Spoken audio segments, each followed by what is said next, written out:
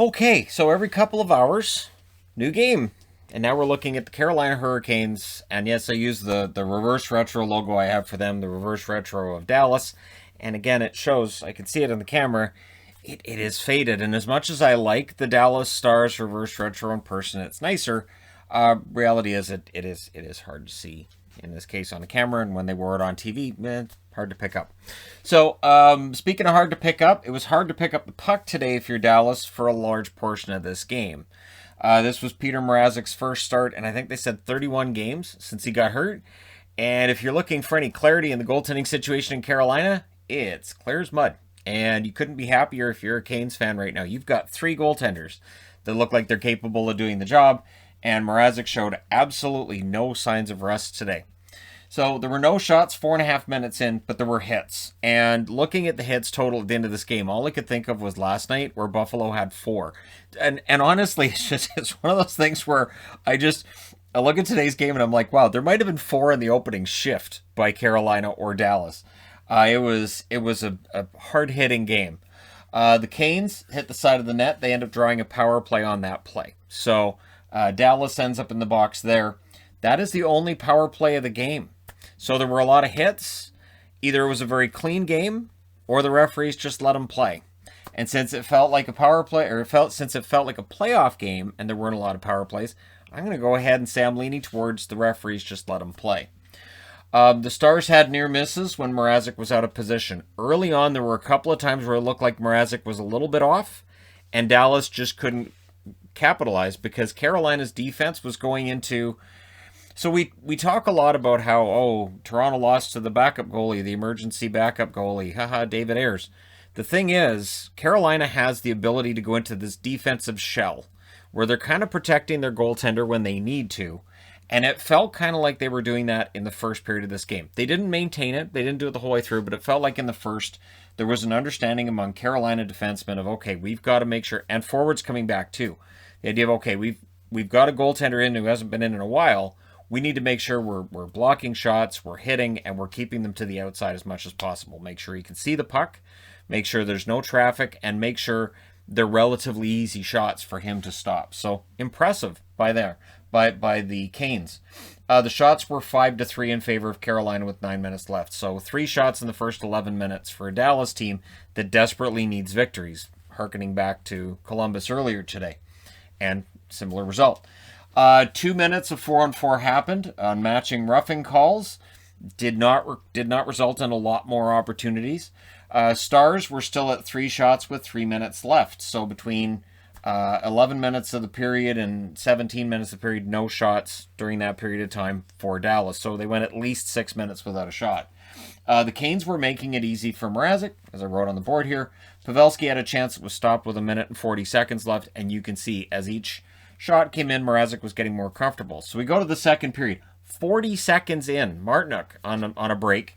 He scores from Trocheck and Pesce. And it's 1-0 in favor of Carolina. So now Dallas is chasing the game. And importantly, Ottinger, who's hosed on the 3 Stars again in this one. He was hosed yesterday, he's hosed today too. Canes guys picking the 3 Stars, that's just mean. Ottinger playing back-to-back games.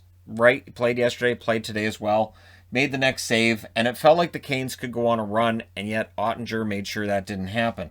The Stars were struggling with the Canes' speed. There was the speed, the stretch passes, everything the Canes were doing was going their way. Nachas has a chance. Ottinger was holding his own. Again, I wrote on the board remembering it's a back-to-back for him. With Hudobin currently in protocols, it's on him. So, Jeff Reese, they showed footage of Jeff Reese then wearing the old Hartford jersey, which I thought, good. I got that logo on the board. Now when people say, wow, how could he have a Hartford logo on the board? They showed Hartford footage and talked about it. And then they talked about, Pierre Maguire was behind the bench. And Jeff Reese, of course, is still part of this organization. So kind of a nice tie-in there. Mrazek then denied Como. Como had one of the best opportunities of the game. But when one of the best opportunities of the game comes from Blake Como, I like Como. That's better than it being Rope Hintz. That's better than it being Jason Robertson. So if you're the Canes and you go, hey, so Como's going to get a good chance. If you're Rod Brindamore, you might say, yeah, that's good. Ottinger was tested again at 8.5 minutes, swarming offense by the Canes. Very impressive game on their part. Hamilton had a shot that was stopped, and the Stars were just getting hemmed in. The Canes had a 2-on-1. Heiskanen defended it, and he and Ottinger were the reason that it was 1-0. Heiskanen he had like a 3.5 minute shift or something ridiculous. He's getting played a lot. I'm not going to say into the ground because he's young, but he's definitely earning his ice time. And when his contract's up, he's going to make some serious money, and he should. He's a fantastic defenseman, and the fact that Dallas can either have Klingberg or Heiskanen on the ice for almost the entire game, it's huge, and it keeps their goals against down. They announced as well that, Caro had a couple of shots, but they were a long way out, and there was no follow-up. So again, you want to take your shot, take it from the point. You're not getting a shot at the hash marks. You're not getting a shot in close. And we'll make sure there's no traffic in front so Mrazek can see it. He will stop that every time. And then they announced that McGinn wouldn't return. Upper body injury that he suffered in the first period. So Brock McGinn was out for the rest of the game. And then Fast had a flip shot that was saved by Ottinger. It was one of those tricky little shots that sometimes will trickle through a goaltender. So I thought that was noteworthy there with Jesper Fast, who had a decent game. But we go to the third period. In between the second and the third, due to protocols, bonus is removed. Now, I posted about this on Twitter, and here's the reason why I was like, seriously, protocol moves should be made pregame, right? And I whatever they are, they should be made pregame. This shouldn't be something that's happening mid-game. We saw this in baseball with the World Series where it was something just, you're like, what?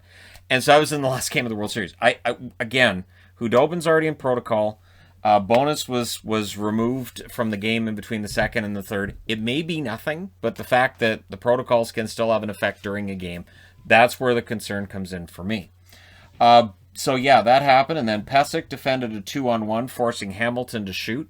I think Hamilton would rather have put that over to Nachas on that play, and he didn't have the opportunity.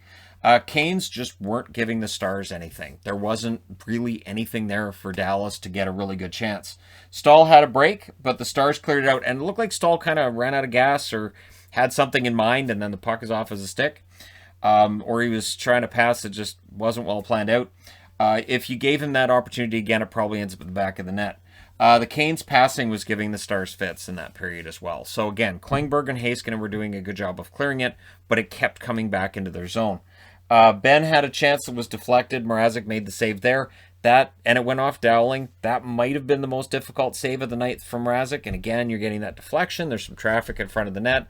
Dallas needed more of that than what they got in tonight's game. Stars had a 2-on-1 that misfired with 12:45 left.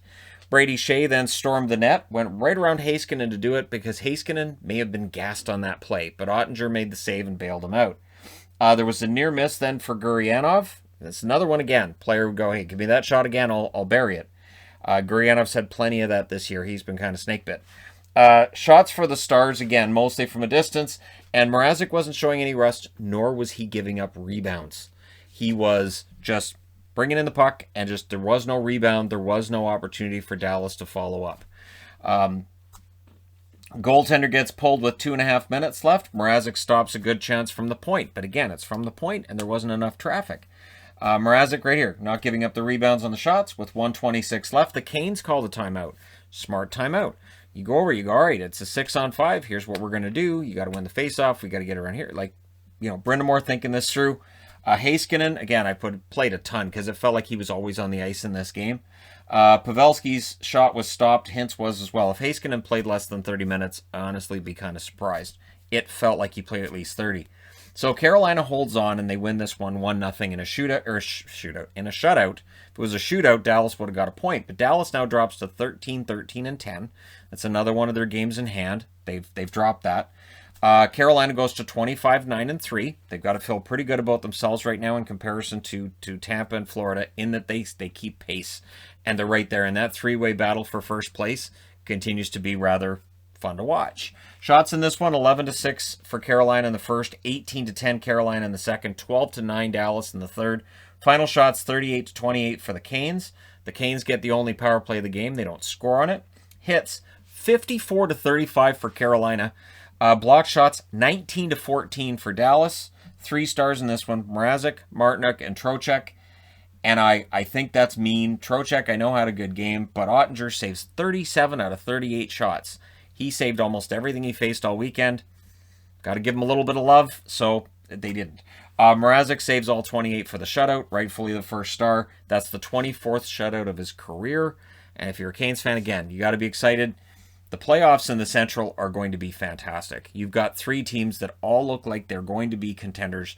All three of them, you can make an argument about why they could go all the way. And one of them's going to be out in the first round. So that's the insanity of this year. All right, let me know your thoughts in the comment section below as always. Don't forget to hit like and subscribe if you're browsing your way through. You just happened upon this video. And before people say, because I know they'll say it, Rick Bonus is completely vaccinated, so he is as protected as can be. Again, for me, it's just the fact that a protocol shouldn't take a guy out between the second and the third. But again, thank you guys so much for all your support. I have 2 more games on the board behind this one, which are currently in play, and then we'll review those 2 games, and then I'll turn in for the night. It's been a weekend of just wall-to-wall hockey. So thank you guys so much for all your support, and hey, I'll talk to you again soon.